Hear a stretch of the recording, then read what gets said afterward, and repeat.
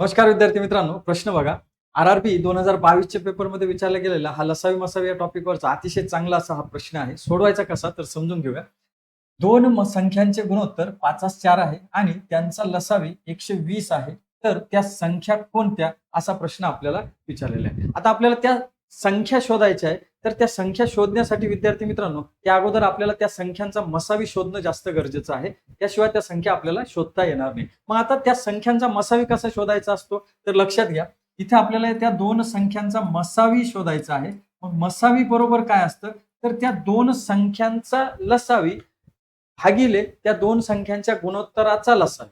मग इथं दोन संख्यांचा लसावी किती आहे तर तो आहे 120 आहे.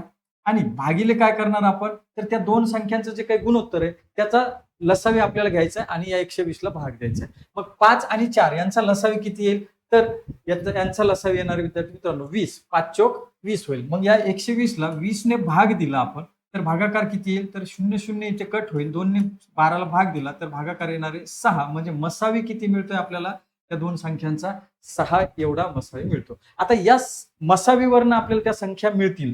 पहिली संख्या कशी शोधणार आपण तर पहिली संख्या तिचं गुणोत्तर किती आहे तर ते आहे 5. या 5 गुणोत्तराला मसावीनं गुणलं तर आपल्याला पहिली संख्या मिळेल. मसावी किती आहे 6. मग 5 गुणिले 6 बरोबर किती तर 30. ही झाली आपली पहिली संख्या.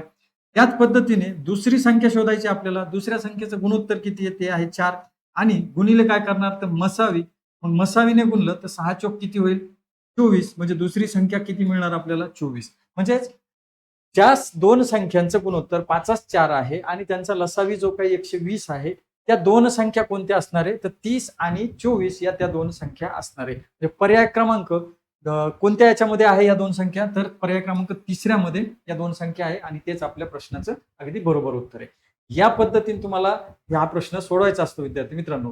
हे जर स्पष्टीकरण तुम्हाला समजलं असेल विद्यार्थी मित्रांनो तर याच टाईपचा आणि याच सारखा हा प्रश्न तुम्हाला सरावासाठी देतोय. या प्रश्नाचं उत्तर मला जास्तीत जास्त कमेंट करून सांगा आणि हा व्हिडिओ आवडला असेल या व्हिडिओला लाईक करा, शेअर करा आणि SBI अकॅडमी चॅनलला सबस्क्राईब करा. धन्यवाद विद्यार्थी.